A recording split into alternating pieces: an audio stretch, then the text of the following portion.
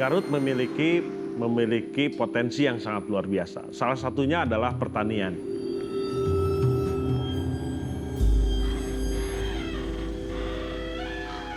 Tetapi setiap tahun, sebagian besar kota di Indonesia, seperti Jakarta, Bandung, termasuk Garut, itu 50% makanan yang diproduksi itu terbuang dengan percuma dan berakhir di TPA.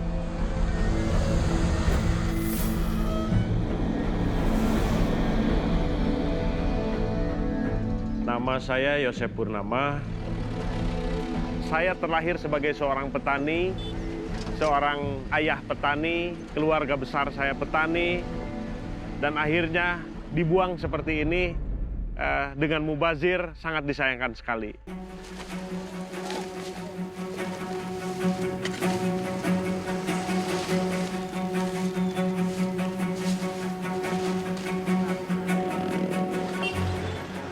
Masyarakat tidak hanya membuang-buang makanan, tapi juga ruang yang berharga.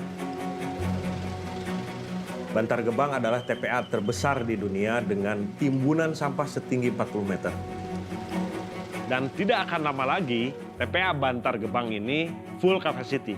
Ditempatkan sampah pada TPA tersebut dan harus menemukan lagi, mencari lagi tempat-tempat TPA yang baru. Sehingga ini akan terus berkelanjutan. Dan yang sangat banyak untuk menjadi tidak produktif. Saat ini luasan area kurang lebih 25 hektar, sudah hampir seluruhnya penuh dengan sampah. Kalaulah 1 hektar lahan pertanian itu menghasilkan 9 ton lahan jagung, ini berapa jagung yang bisa diproduksi di lahan tersebut?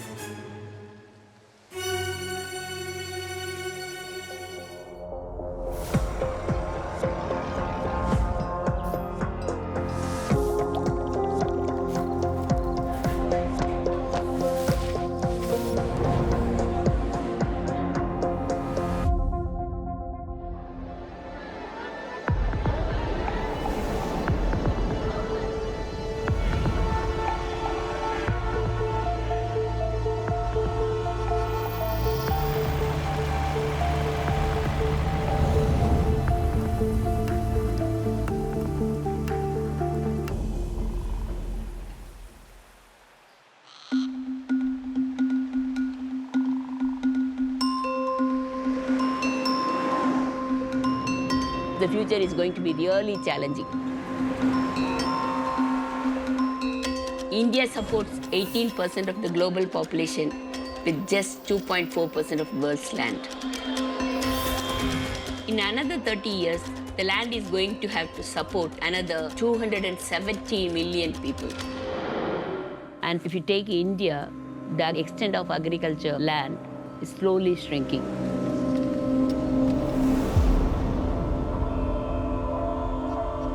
Urbanization is catching up. Just take Tamil Nadu. About 35% of urban cities were there. Now, it is 48%. And by 2025, it will be over 55%, which means the agriculture land is getting reduced. Ensuring food security by farming and cultivation has become a very big question mark. My name is Shilu Francis. I was born and brought up in Tamil Nadu. Both my father's family and mother's family are farmers. My late husband was a farmer too. So that is my initial connection with the field. Land matters a lot. In India, agrarian activity is the main thing in villages. There is no other activity in villages. So land matters. In India, 80% of the women do agriculture work, but hardly 13% own land. It is the patriarchal system which is the main hindrance to women owning land. Women get married and they shift to men's family. So even if they get a piece of land, they cannot take the land to the men's family. So because of that, food security is also becoming a big issue.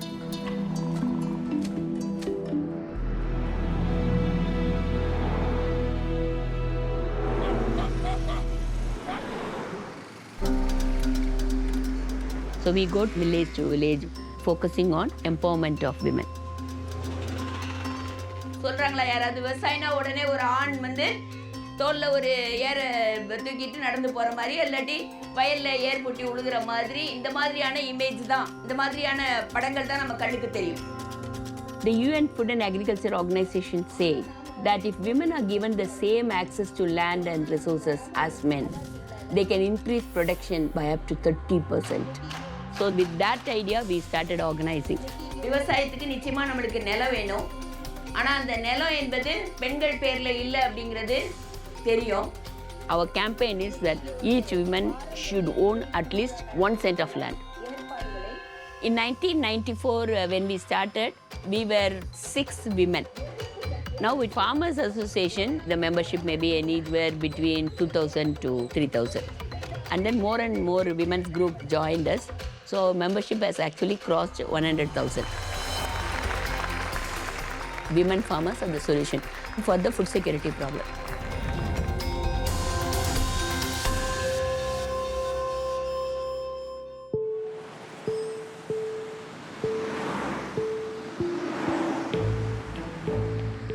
Singapore is a city-state that's less than half the size of London,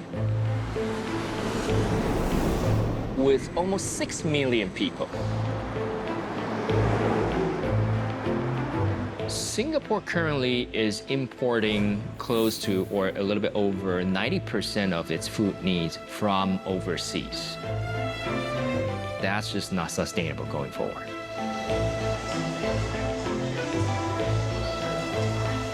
The vegetarian stall was gone.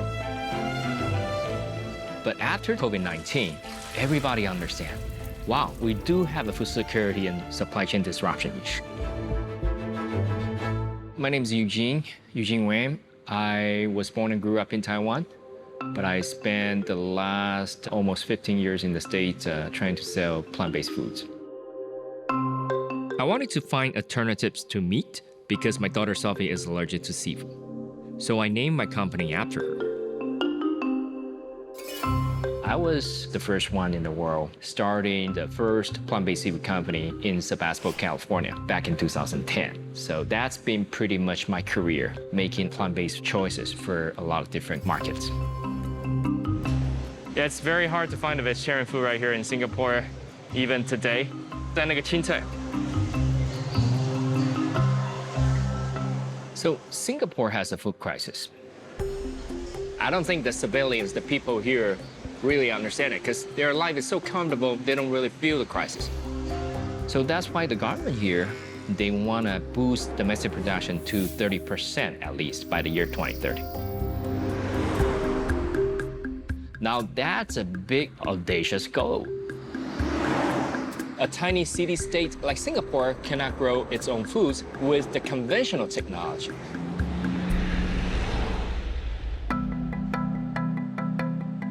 That's why we're proposing to use new technology to grow foods without space, without enough fresh water, and without enough resources. We can grow nutritious food with these microorganisms under less than a week in a lab.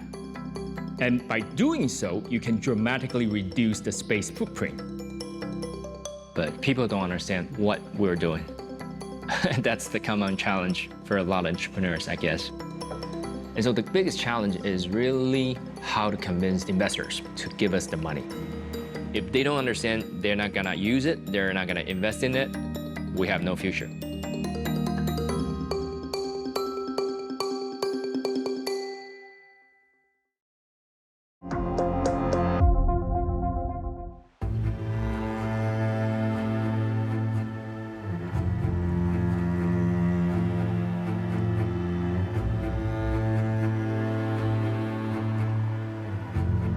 சரி அது அப்புறம் பார்ப்போம். நீங்க மைய கொடுத்துட்டு வாங்க.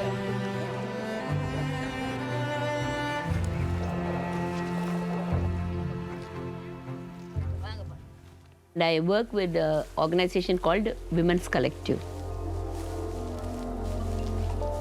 We are working with women farmers who are subsistence farmers. They produce for their family.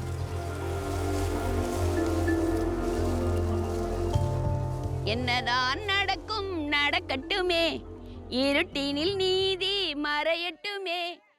Post graduation I did my social work that actually changed my entire outlook about the society. If you go to a village, you'll find majority of the able-bodied men are migrating to cities. So the women are left with small children and old people to take care of. So slowly women have taken up farming. Challenge is that we are not getting land. Ownership of the land is a basic for everything.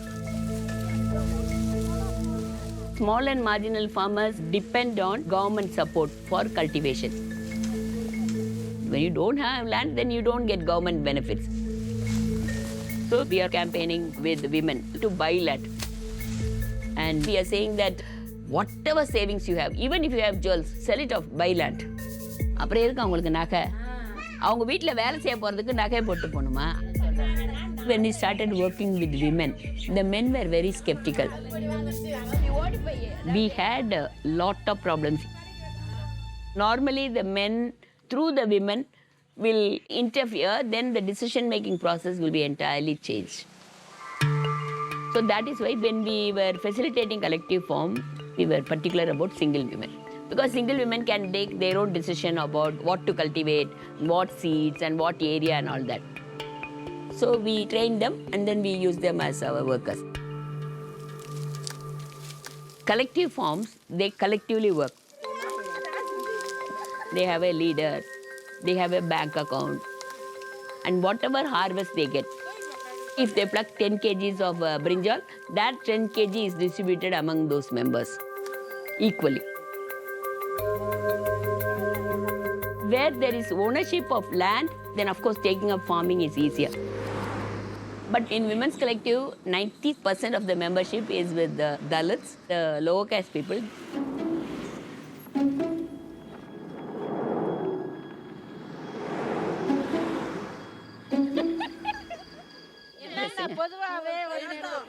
எத்தனை பேருக்கு நிலம் இருக்குன்னு கேக்குறாங்க. யாருக்குமே ஒரே ஒரு அம்மாவுக்கு தான் இருக்குது. The lower caste people cannot own their own land. So they have to look out for leasing out land from landlords. எங்களுக்கு சொந்தமாலாம் நிலம் வேணாம், எங்களுக்கு நிலம் கொடுங்க, நீங்க 10 வருஷமோ 20 வருஷமோ 30 வருஷமோ குத்தகை கொடுங்க, நாங்க எங்க தலைமுறை வந்து உணவு உற்பத்தி பண்ணுவோம் அப்படின்னு கேளுங்க. கேக்குறீங்களா?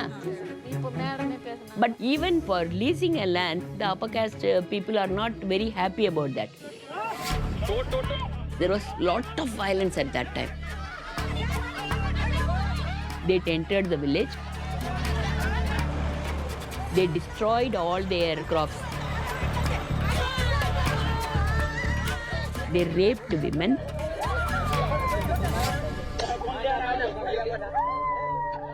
Then I started going to different places, address public meetings. Openly in the meeting we have challenged people, you are going against constitution. Initially the family was really concerned, particularly my mother was very concerned. There were life threats and all that. That's part of the work, you know, when you are in the field, you face so many problems, you have to face it. So we came together and we fought and we discovered the power of collective, because and if there is an issue in one district, immediately it is informed to other district. There will be protests in all the districts at the same time. So that was such a high pressure for the people to take action immediately. And that is how we realized the collective power of us.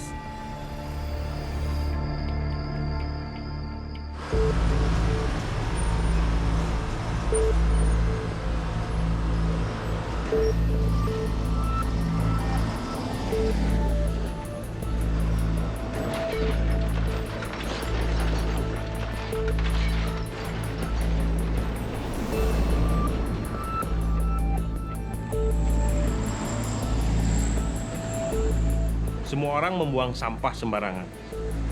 Situasinya sangat parah, sampai Garut terkenal sebagai kota yang jorok dan darurat sampah. Saya besar di sini dan saya sedih kota saya diasosiasikan dengan sampah.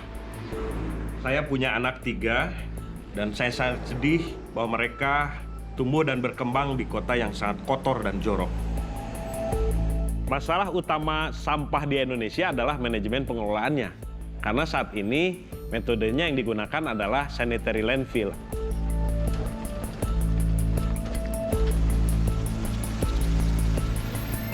Ini adalah solusinya. Ini adalah maggot atau dinamakan dengan black soldier fly. Maggot itu makan limbah organik dan semua bahan organik sebetulnya.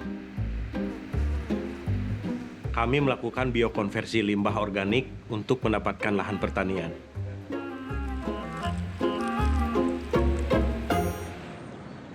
Saya memulai proyek di Leles Lestari ini kurang lebih 6 tahun yang lalu.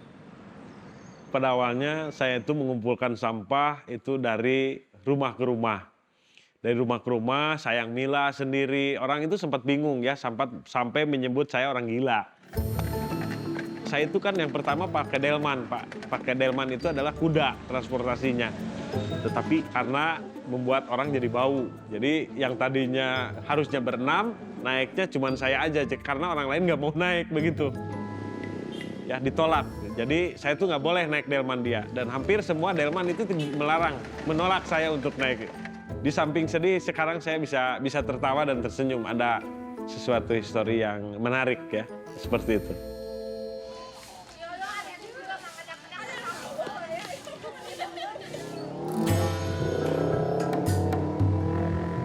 Sekarang sudah ada transportasi roda 4 yang mendistribusikan, selain juga itu roda 3.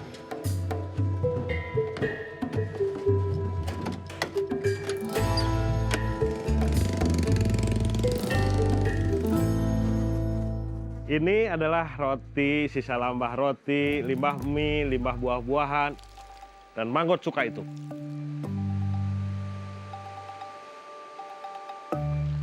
Maggot, mereka itu sangat cepat sekali makan limbah organik itu. Atau pagi, itu siang itu sampai jam 2 itu sudah hilang itu sampah. Kurang lebih kami mengumpulkan dalam per bulan itu 120 ton sampai dengan 150 ton. Sehingga kami dapat menghemat lahan yang harusnya dipersiapkan untuk TPA sebesar 2.000 meter persegi. Merubah paradigma sampah yang terbuang demikian saja, yang hanya ditimbun saja, merubah menjadi sesuatu yang lain bermanfaat, yaitu menjadi pakan ternak. Dalam 5 tahun terakhir, banyak sekali di wilayah kami yang bangkrut, yang berhenti, dan yang gulung tikar dalam pembudidaya ikan, air tawar pada khususnya. Karena mereka sudah tidak sanggup lagi membiayai produksi ikan, khususnya di pakan ini, Pak. Kenapa mahal? Karena kan bahwa kita masih impor terkait dengan bahan baku. 40% mereka sudah meninggalkan budidaya ini. Tetapi para peternak ikan merupakan ujung tombak untuk ketahanan pangan dan merupakan ini adalah sumber protein untuk kita semua. Ya, jika memang petani tidak ada, ini siapa yang mau ngasih makan?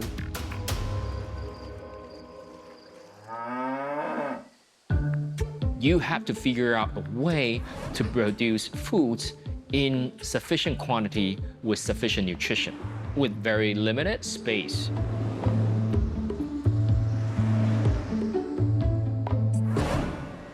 That's why we are using that bioreactor to grow microalgae.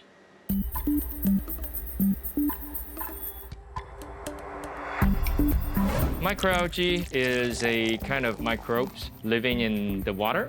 They appear in fresh water, in seawater. So we grow the microalgae using microfermentation to isolate the protein from microalgae and make it into foods. We can make it into, say, like plant meat, burgers, tofu, whatever kind of animal meat you want to simulate. So that's why microalgae is so versatile that if you use it in the food production system, it solves a lot of problems. If you want to create 1 ton of pure protein, meaning 1 ton of 100% protein from beef, you need about 141 hectares of space. However, growing a ton of pure protein, 100% pure protein from our microalgae, it's just 0.02 hectare. That's how much saving in terms of space we can do. This is sealed properly? Right. That's right. So if we can successfully deploy this technology right here in Singapore, we can literally turn Singapore into a protein export powerhouse overnight. Going to our office. Small, but cozy. Hey, what's up, guys? So we're working on that protein flour right now, and hopefully we can launch it next year. We're a small team. It's just me, my COO Barnabas, and our chief scientist Daryl.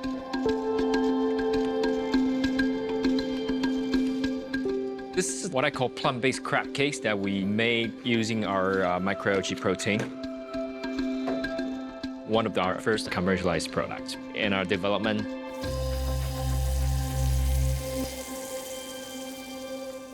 We want to try it? Yeah, I think you have to really cut it out and look You wanna look cut? at the texture. Yeah, The shreds. the shred. Yeah, this is like the real crab. This flavor is actually quite pleasant. Pleasant. Into 15 tons of plant meat. So we're now trying to raise our next round of fundraising, and the hope is that we can get enough money to finish our first company-owned facility here in Singapore. To produce commercial products for our customers. What's our schedule for the tonnage of the bioreactors? Maybe now we have an option of whether If we have the money we want to build a big enough tank, we should be able to feed 10,000 people on a daily basis. It's just a matter of when we're gonna reach that end of the tunnel to get our money. not be able to call.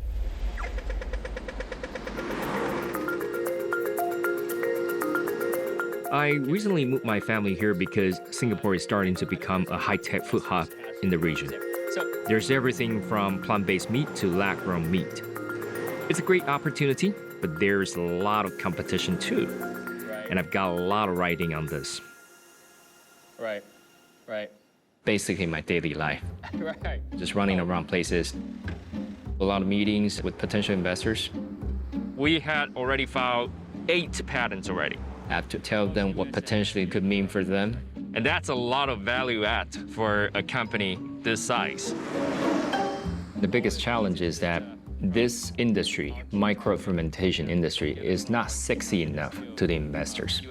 When you talk about microalgae, the first reaction is like, oh, are you talking about that green, slimy pond scum? Oh, you want me to eat that? Look. Compared to cell-based meat, this microorganism fermentation industry is relatively unknown. But actually, fermentation has been around in the human history for more than 5,000 years. We want the world to understand this is a readily available, really sustainable technology. But trying to convince them to come up with money is really difficult for us. I got a very busy schedule today. In the afternoon, I have another pitch. There's a lot of investors gathering there. I'm definitely a little bit nervous for sure.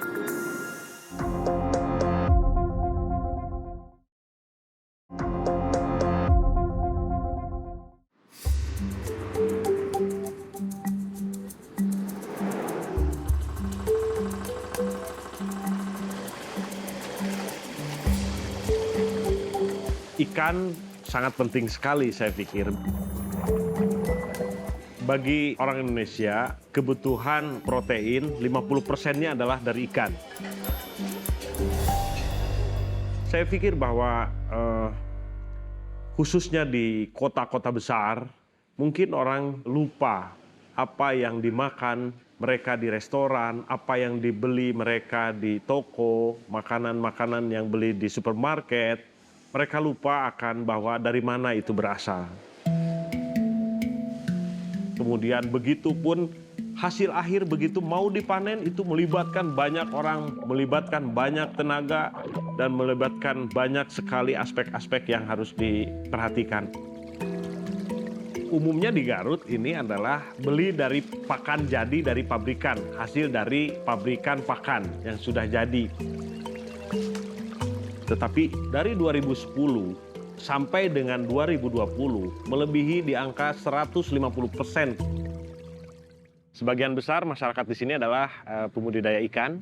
Namun pada saat itu 4 tahun yang lalu kami hampir semua meninggalkan mata pencarian utama kami. Dan mereka sangat menyedihkan, bahkan perceraian terjadi, anak putus sekolah terjadi. Sangat menyedihkan sekali. Pakan itu kurang lebih di 60-70% dari biaya produksi. Penghematan yang terjadi di dalam pakan berbasis maggot itu setengahnya dari pakan pabrikan kalau dari harga. Sehingga menurut hemat saya budidaya maggot itu murah karena semuanya berbahan baku sampah. Maggot ini juga tidak membutuhkan tempat yang luas seperti layaknya peternakan yang lain.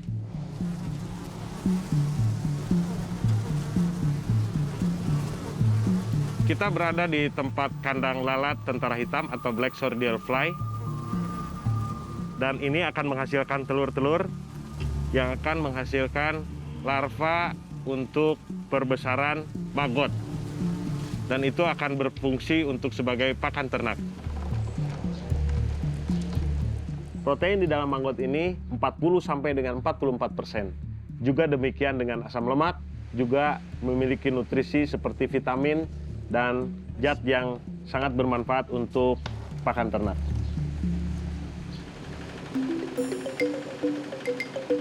Jadi yang di produk utamanya adalah dari maggot itu salah satunya bisa dibuat menjadi tepung maggot.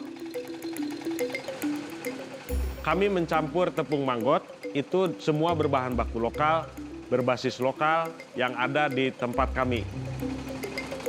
Dan kemudian jadinya adalah inilah adalah produk akhir.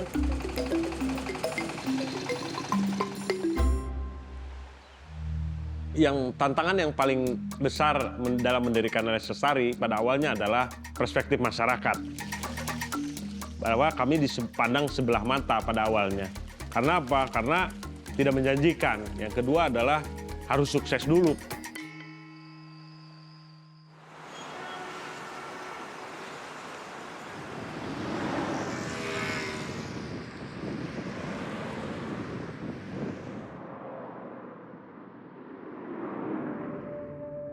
So we're now going to this event where startups from anywhere in the world come to showcase their technology or their ideas. This is very important for entrepreneurs because We need that kind of publicity to help make our ideas sexier so that more investors want to give us money. Because what happened is that a lot of time you talk to investors, halfway through, they just cut you off. They will say, oh, I don't think this is gonna happen. After listening to like a few sentences, they think this is BS. They just kind of cut you off. Hey, did you actually hear the full thing to make a conclusion? You know? I watch a lot of Steve Jobs. I feel like he truly believes in what he knows, and that feels like me. You know, I know what I know is right, and I want to deliver that passion on the stage to the people.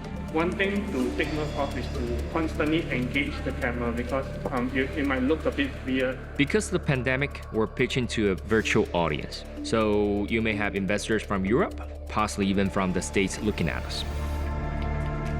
Welcome back to Startup SG Game Changers. For startups to forge potential investment deals and partnerships with investors and corporates. Your 6 minutes starts now. Our target customers are the airlines, the checkpoints. All local flavors, nutritious, no external, no foreign ingredients, all natural. Our first solution is B2B. The most difficult part about any pitch is that what is the right amount of information? What is too much? What is too little? I'm definitely a little bit nervous for sure. Up Up next, taking center stage right now, we have Eugene Wang, co-founder and CEO of Sophie's Bionutrients. Hi, Eugene. How are you? Hi, everyone. Guess I'm the one in between you and happy hour, so I'll try to make this quick. So, today we can partner together to bring the world a new protein, one that is unprecedented in terms of sustainability and nutrition. And by doing so, you can dramatically reduce the space footprint. We call this sustainable urban protein. Thank you very much, Eugene, for your time and for your pitch. Wow, what an afternoon. Honestly, such amazing startup pitches here. It's been a fun-filled afternoon. Very exciting one indeed. I got on the stage, there's a line that I want to say, and I kind of freezed and totally forgot. I felt the nervousness a little bit. I mean, I did it so many times, and still, you know, when you know it's a big event, you still kind of, you know, the stress level, of course, you know. Been a long day for me, yes.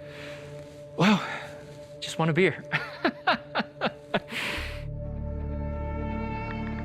I've been working on this idea for close to 8 years. At a point, I was almost giving up. You don't get understood. You don't get recognized. Even my family doesn't understand what the technology I was proposing. I was thinking of stop. Yeah. But I look back, I look at my daughters. I think what I want to leave behind this world, sort of my legacy, you know?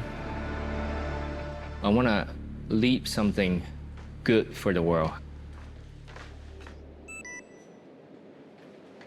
I was working on an email. All of a sudden, there's an email coming in from the Istana President Office. Istana is the equivalent of the US White House in Washington, D.C. I thought it was a scam. So I checked, and the liaison, he said that President Halima want to visit your company to understand the technology. I was, wow. It's like in the States, Joe Biden or President Trump say they want to visit your project. So what do you think? This is a critical moment in our company history. I think we're just about to take off.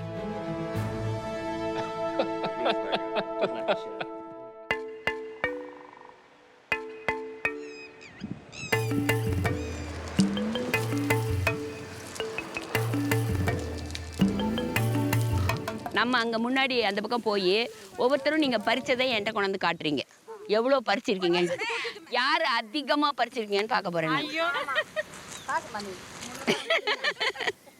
In the last 5 years, some 3,600 individual women have purchased land. அவரையும் பறிச்சிட்டிங்களா? And sometimes it is joint purchase also. 2-3 women pulled out their savings and purchased. Because their land holding is very limited. They produce for their families. Sometimes, if the production is more, they sell it to other women's group or farmers market.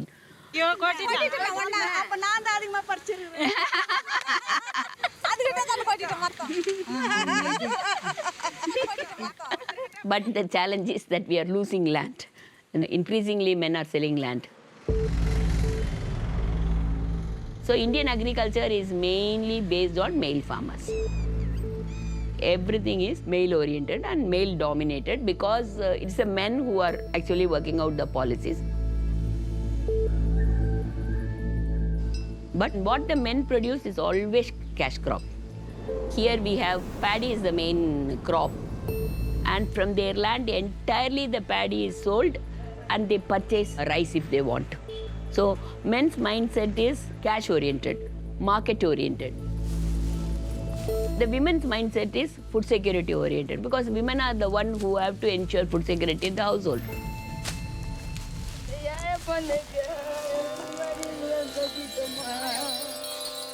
Naturally, you will find that the women are oriented towards cultivating different varieties of vegetables, greens, grains, oil seeds, pulses, not just rice. Today, if you see in Tamil Nadu, 47% of children are malnourished, and almost 55% of the pregnant women are anemic. That is why today we, as Women's Collective, we are talking more about not just food security, but nutritional food security at the household.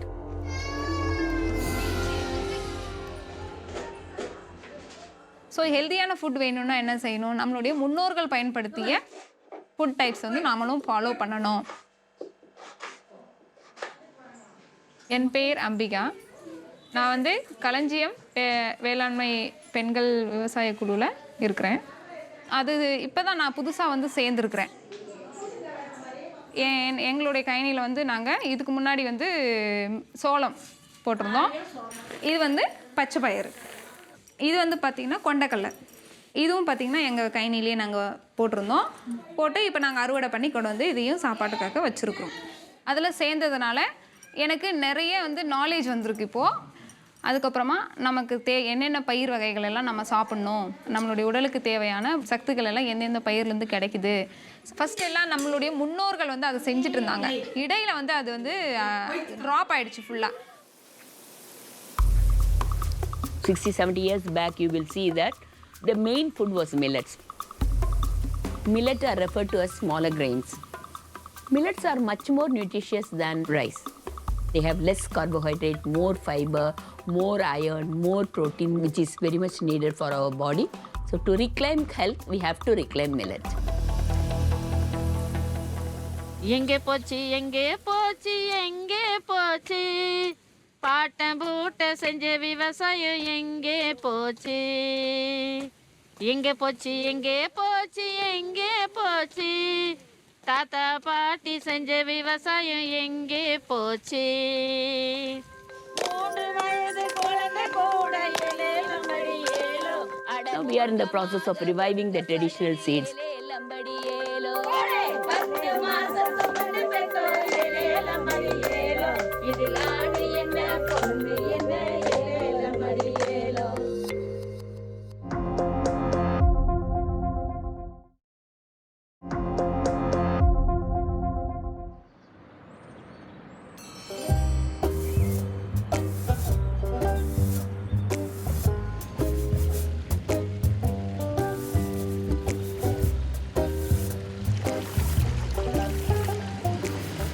Masyarakat di desa kami belum memiliki pendapatan yang stabil dan semangat mereka benar-benar terpuruk. Sedih melihat teman-teman saya dalam kondisi seperti ini. Itulah mengapa saya mendirikan LS Lestari untuk membuat para petani ikan kembali melanjutkan usaha mereka. Pak Roy, sehat? Alhamdulillah sehat, Pak. Wah, panen jadi jantan ayeuna? Jantan. Oh, mantap. Non. Pak Roy, ikannya gimana? Udah gede-gede ini? Udah gede, Pak. Nila ada? Ada. 1,5 kilo. Ada 1,5 kilo. Kami bantu dengan cara memberikan benih unggulan. Misalkan benih ikan nila. Benih ikan nila itu kami berikan. Bang, itu kan siapa?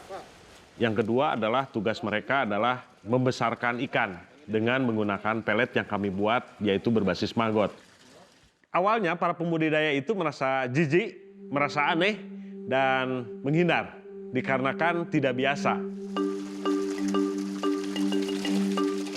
Nama saya Royan Anugraha. Awalnya saya belum kenal sama LS Lestari ya. Saya beli pakan dan benih itu dari pabrikan, pakai pakan pabrikan. Pakai awalnya, tapi hasilnya sangat-sangat tipis buat pembudidaya ikan. Kalau dulu kita beli pakan pabrikan 2 juta, kalau setelah bergabung sama LS Lestari ya bisa setengahnya, 50%-nya. Sama nanti itunya dipisah-pisah ya ikannya. Siap yang kecil? Yang kecilnya nanti dibuang lagi, ke itu ke kolam lagi. Siap. Nanti yang gede-gedenya yang mau dibawa itu dipisahin. Hasil ikannya gitu, timbangan ikannya meningkat 100%. Hasilnya jadi yang awalnya 30, sekarang saya bisa panen 60 juta. Pada awalnya keluarga saya sangat meragukan sekali terkait dengan kegiatan saya ini. Tapi pada akhirnya mereka bangga dengan saya.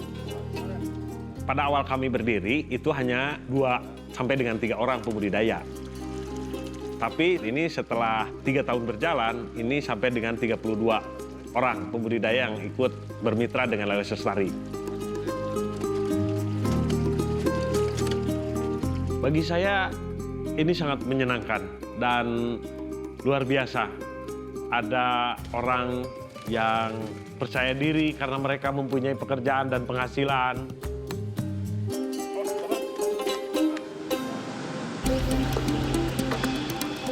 Saya optimis bahwa apa yang kami lakukan adalah hal yang baik dan dapat berdampak positif.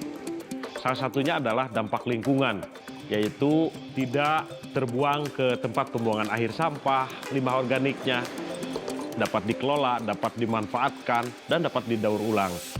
Juga tidak kalah menarik bahwa sampah memiliki nilai ekonomis yang tinggi untuk pakan ternak.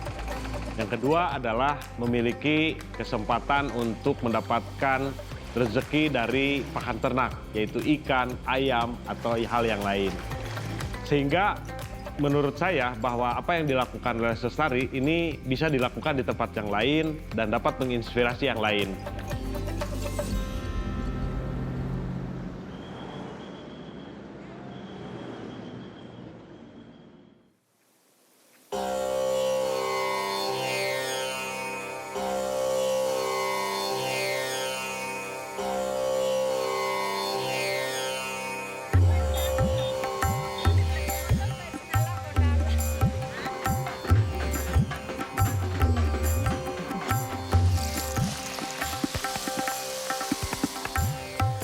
During traditional seed festival, women farmers from various villages, they bring the saved seeds and then they share it with others who do not have seeds.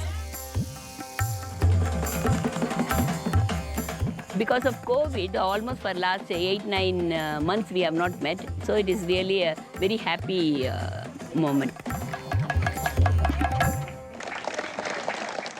பாரம்பரியாக செய்து கொண்டிருக்கிறோம் இந்த விவசாயத்தை நாம் உற்சாகத்தோடும் உழைப்போடும் நம்மளோட உழைப்பு இன்னைக்கு எவ்வளவு ஒரு முக்கியம் என்பது The special thing about the festival is when we have the festival at the village level, we get all men and all others also watching the festival.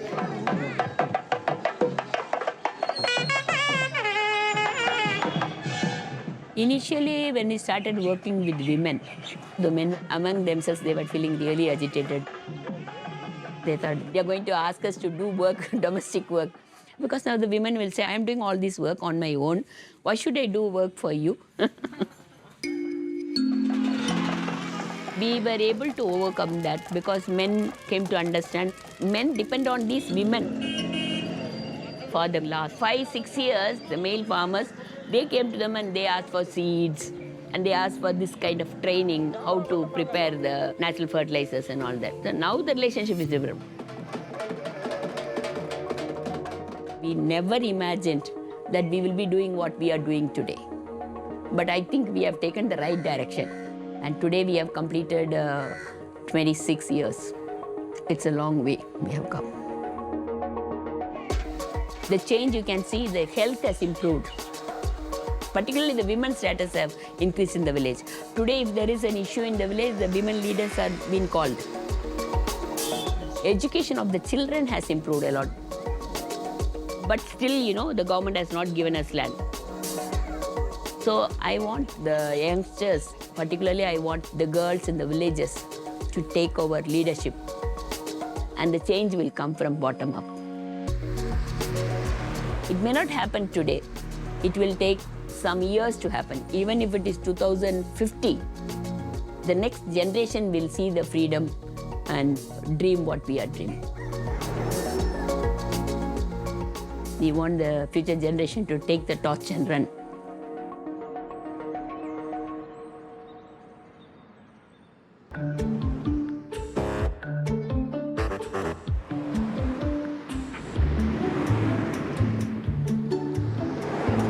We're gonna have President Halima visiting our research work this morning. It's a big deal.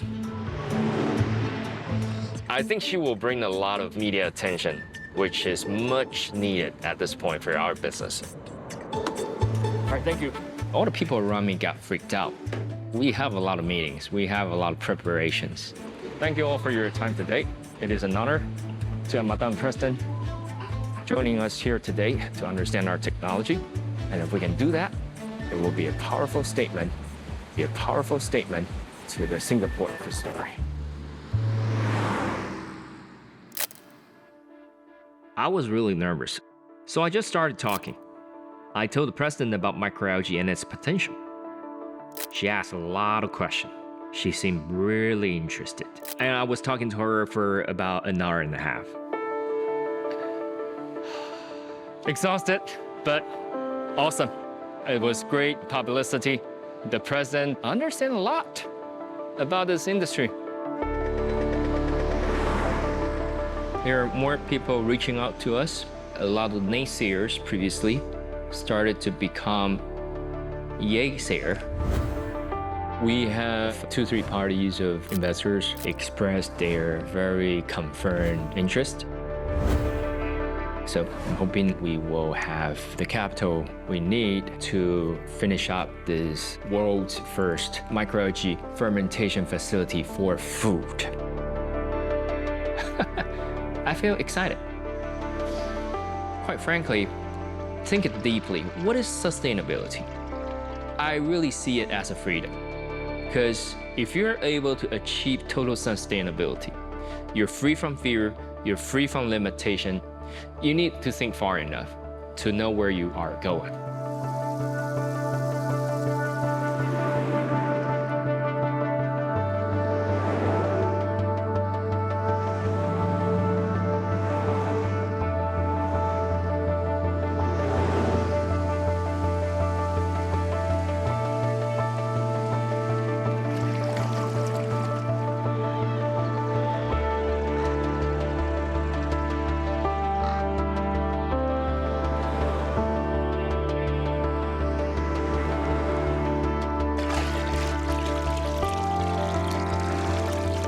I know this will be successful. I know damn sure this will work.